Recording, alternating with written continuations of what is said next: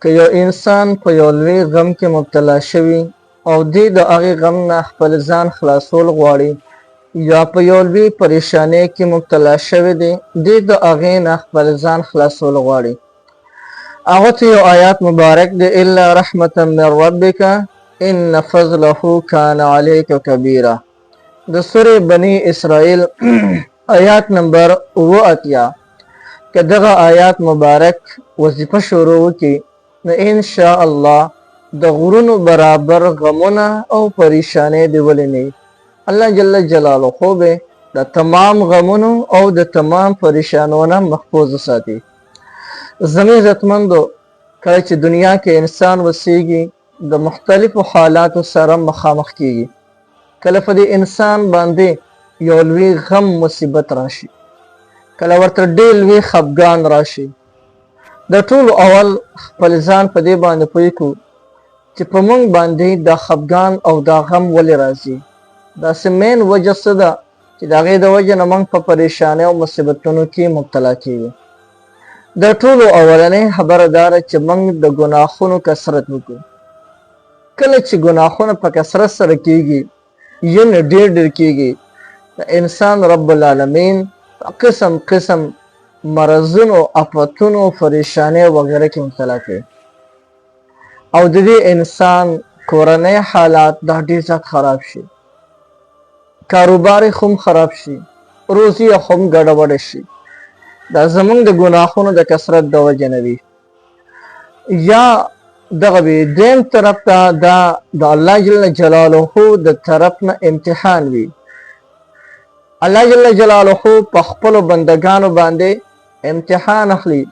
نو کله په دوی باندې راحت راولي په راحت کې د بنده امتحان اخلي چې آیا زما دا بنده په دې کې صبر کوي که نه کوي جزا پزه کې فریاد کوي که صبر کوي دویم نمبر کې الله جل جلاله په بنده امتحان اخلي مال دولت ولا ورنه کی غریب پیدا کی معاشي حالات ډېر خراب کی غمونه پریشانې او مصیبتونه راولي کدی په دې غمونو پریشانو مصیبتونو کې صرف الله جل شانه ته आवाज وکي او صبر وکي نو الله جل جلاله د دې انسان امداد کوي په خپل نو کوم مصیبت راشي پریشانی راشي نو صرف الله جل شانه ته आवाज کوو د الله نه سیوا بل چا ته आवाज نه کوو او دریم دا وظیفه چې دا کومه وظیفه درته اوس ښیم دا وظیفه که شروع وکړي ان شاء الله چې هر قسم مصیبتونه ولې نه وي هر قسم غمونه دی ولې نه وي د غرونو برابر غمونه دی وي د دې وظیفې په برکت باندې به رب العالمین هغه تمام غمونه دستا ختم کړي زموږ عزتمندو نن چې دا کومه وظیفه ده الا رحمتا من ربک ان فضله کان علیک کبیره دا وظیفه که تاسو شروع وکړئ نه د غم او پریشانۍ نه علاوه غم او پریشانۍ خو به ختم شي د دې نه علاوه د ستا معاشي حالات به هم سره ښه شي د دې وظیفې سره او په کم کور کې چې دا وظیفه شروع وشي هغه کور کې رب العالمین امن سکون قرار اطمینان پیدا کړي په کوم یو کور کې چې دا وظیفه کېږي هغه کور نه پریشانۍ او مصیبتونه او بیمارۍ افتونه هر څه ته نوځي او هغه کور کې رب العالمین رحمت نازلیږي خو په یو شرط سره هغه شرط پکې ضروري دی هغه برته وایم شرط پکې دا دی چې د ټولو اول په دغه کور کې موږ وګورو چې څوک وي او هغه پکې منځونه نه کړي د ټولو اول د منځونه شروع کړي دا اولنی شرط دی دویمه خبره که دې کور کې د قرآن مجید تلاوت نه کېږي نو څوک نه څوک ته لازما د قرآن مجید تلاوت کوي او په دې کور کې دې نوافل شروع کړي او کله چې نارینه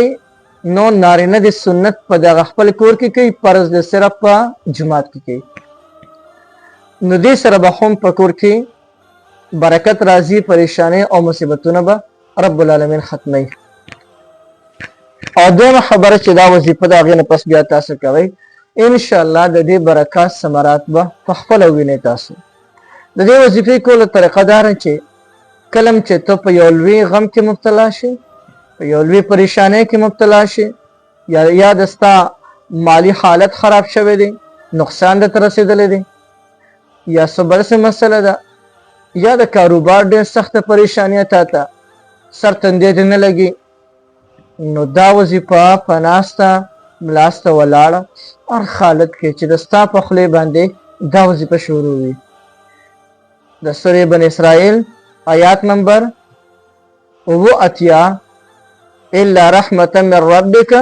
ان فضله كان عليك كبيرا. هر حالت کې چې ستا خولې باندې دا وظیفه شروع وي بشمیره کوه، تعداد ماده ځان سره مشماره بشمیره کوه. ان شاء الله د دې وظیفې په برکت باندې به الله جل جلاله په لږ ورځو کې دننه ستا تمام غمونه ختم کړي، ټولې پریشانۍ به ختم شي. که مالی نقصان دې کړي مالی نقصان به خو ډک شي، او که چېرته کې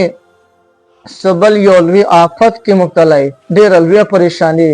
د هغې پریشانۍ نه به رب العالمین نجات نصیب کړي. نو محترمو د قرآن مجید یو مختصر آیات دی او ډېره مبارکه وظیفه ده، نو بالکل دا وظیفه تاسو کولی شئ. د دې وظیفې تاسو ټولو ته مکمل اجازه شته،